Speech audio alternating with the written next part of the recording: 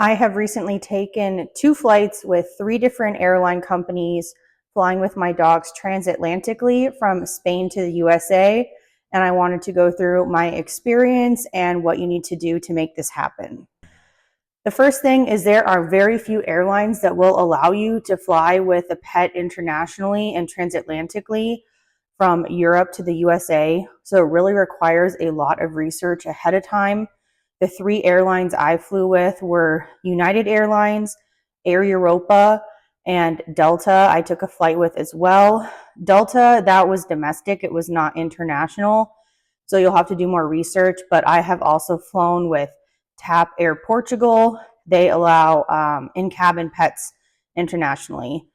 Both the pets were in cabin, and the reason there were 3 different flights, I'll kind of explain later.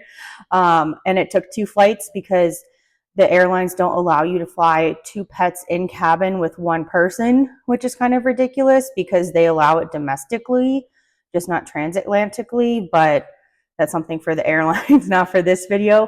So I just wanted to go through my experience. The first flight I took was with Air Europa for the transatlantic flight. They were fine with the dog. I had all the paperwork, everything. The carrier was a little big, but they didn't say anything about it. It affected my leg room, so thankfully that was okay. But the problem was the flight I booked with them, it was through a third-party carrier. So the 2 flights, I had to pay for the dog separately twice, which was kind of a lot. So I had to pay $185 on Air Europa and then also pay Delta $150 for that flight as well. So it was quite expensive just for the dog. On the second flight I took with United, that was only $150, which I think is very fair for a large transatlantic flight when I'm going from Europe all the way to the west coast of the USA. My experience with United Airlines actually went really well. I really enjoyed flying with them with the dog. I think I also got lucky with the staff on the plane. They didn't say anything when I got on with her head sticking out, and she came out for a little bit. And then when we were leaving the second flight, after 20-something hours, she kind of walked herself off. It was hard to kind of keep her in with all my stuff, but it was totally fine. So it worked out really well. Also, when I got to the gate, did the paperwork, they checked it. It was also a lot faster doing paperwork with United than Air Europa. I had all the same paperwork, the CDC form, the passport proving everything, and it maybe only took 15 minutes versus Air Europa. It probably took 35 to 45 minutes for them to figure out the paperwork and go through it, even though their passports and everything are all in Spanish and they speak Spanish there, but it did take a little bit longer. But definitely when you fly internationally with pets, you want to make sure that you get there early because it can take a lot more time for them to go through the paperwork, verify everything, make sure you've paid for the dog, all those kinds of things. And then also, get your flight as well. Also, the different airlines, or both airlines, actually allowed me to sit in a window seat. So when I flew to Europe with TAP Air Portugal, they do not allow you to pick a window seat for the dog, which I didn't know ahead of time. Because originally when I had booked my flight through them, I was able to get a window seat for the long international flight. But then when I went to check in with them, they changed it. Air Europa actually let me pick a window seat, and same with Delta Airlines. I ended up just doing a seat for those flights for the aisle because I had a hard-sided carrier and it's a little bit harder to maneuver to get in and under the seat for a window seat. But when I flew with my second dog, I had a soft-sided carrier and was able to get in the window seat no problem on both Air Europa, Delta, and United. So that was really nice. So also another consideration, if you're a really big window person, you might have to sit in an aisle seat depending on the airline and what their rules are for those kinds of things. Next, I will go through the paperwork. The paperwork is actually a lot easier and free to bring a dog into the US versus having it leave. I don't know if this is because Europe requires passports for all their dogs to fly. So every single vaccine they get is in that, and you take care of it and the microchip and everything. So it's more documented versus in the US when you fly domestically with pets. At least my experience, I flew quite a bit, multiple times a year from Chicago to Phoenix for about 7 years. I never had to submit any paperwork for the dog proving vaccines or anything. I don't know if that's everyone else's experience, but that happened with me. So that was pretty easy. But I did my research ahead of time. And so actually when you bring a dog from Europe into the US, making sure that they are from a low risk country for rabies, there is a list on the CDC website you can go through, but most European countries are low risk because they're also very good with vaccinating their pets like we are in the US. So you go online and fill out a form and it just gets emailed to you, and you can either show it on your phone, or if you want to also print it out, you can. So it's totally free. You pay no fees for doing that. You can do it on your own the day before. So it's a super simple process, but the only way you can do that too is making sure you have a pet passport. So if you do not have a pet passport, you will have to go to a vet separately, either a US vet from when you flew there, or if you're living in Europe, going to a vet there and getting paperwork from them that verifies that your pet has up-to-date rabies vaccinations, and also they're microchipped. Those are two things you have to have in your pet dog to fly internationally.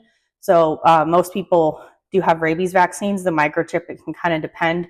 Europe, they microchip rabies all their dogs, so it's a little bit better. But in the USA, not as many people microchip their dogs, so something to keep into consideration. But if you brought your dog there from the US, then it is probably microchipped. But that will be something. So you might have a cost of going to a vet there or getting the paperwork from your vet in the US. But other than that, it is actually free to do the paperwork, which is really nice. I will link my previous video I did flying from USA to Europe, because the paperwork and the process is a lot more extensive and costs a lot more money.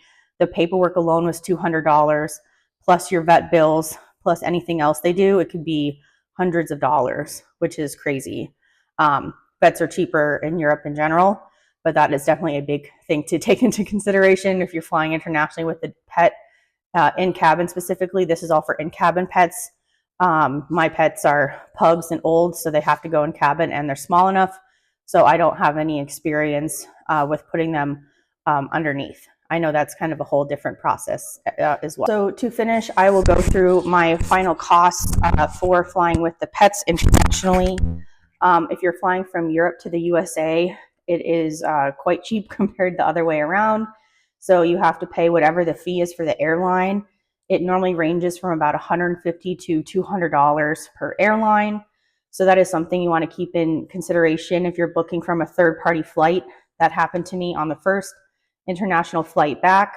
I had booked a flight, I had found on Google Flights because I was trying to find something not quite as expensive. And it was 3 flights. The first 2 were Air Europa, and the third flight was Delta. And when I got to Delta, I had to pay the extra $150 as well, because they are not like airlines that work with each other. So make sure that you double check if you have one flight with, Air Europa and another with United. Make sure that you might have to actually pay twice, so that could be an extra expense. But at least the paperwork is free. And then if you are staying in Europe long term, depending on how long your CDC paperwork coming from the USA is valid, it's normally valid for 30 to 90 days, depending on when you originally tell your vet, like how long you're going to be there and all those different things. But getting a passport, pet passport in the EU is quite inexpensive. Depending on what vet you go to and where, it can cost between 50 to 100 euros. So way cheaper than even getting the original paperwork. But it is something quite easy to have, because you have your paperwork. You just have to go in, ask for it. They fill out the paperwork. They verify the rabies vaccine, the microchip information, and they put it all in the passport. So then it makes it quite easy if you're going to be traveling a lot internationally between Europe and the USA for pets. Also, if you are coming from a high-risk country, though, there are only certain ports of entry that you are allowed to bring in your animal, and it also is a different CDC form. I have not filled out that form. I'm pretty sure the 2 ports of entry, like if you have a layover, is going to be Washington, D.C. and then LA. So that is also something you want to look at for flights as well, just kind of making sure you're doing your research and that you have the correct things.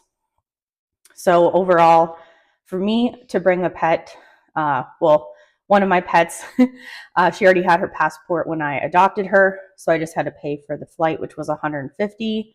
And then for my other dog, I paid $60 for her passport a couple years ago, and then it was $300. So, and I had to pay for 2 international flights because of the airlines regulations, which kind of really sucks. So if you are one person with 2 pets who have to go in cabin, that is definitely something you want to think about. I've also been very lucky. Both my dogs are really great travelers. I was a little nervous for my rescue dog because I've never flown with her before, and it was about 20 hours of travel time, so quite a bit, and she is high energy. So I had gotten some medicine for her ahead of time, or some vitamins, and I actually didn't need them at all. So it really worked out well. But I know some people whose dogs don't like being in carriers or crates. They start a couple weeks ahead of time and just keeping them in it and doing some traveling to kind of adjust them a little bit better. Overall, I hope all of this information helps anyone who is looking to fly from Europe to the USA with their in-cabin pet. I know there's not a lot of information out there and you have to do a lot on your own. So I'm going to be making some more videos on my different experiences. I definitely have to say United was my favorite to fly with. If you are able to get a flight with them, with the pet, it really worked out well. The staff was great. Yeah, I had a really great experience for my first time flying internationally with them. So I will definitely consider flying with them again when I go from back USA to Europe as well. And if you have any other questions, just leave them down below and I'll try to answer them. Thanks.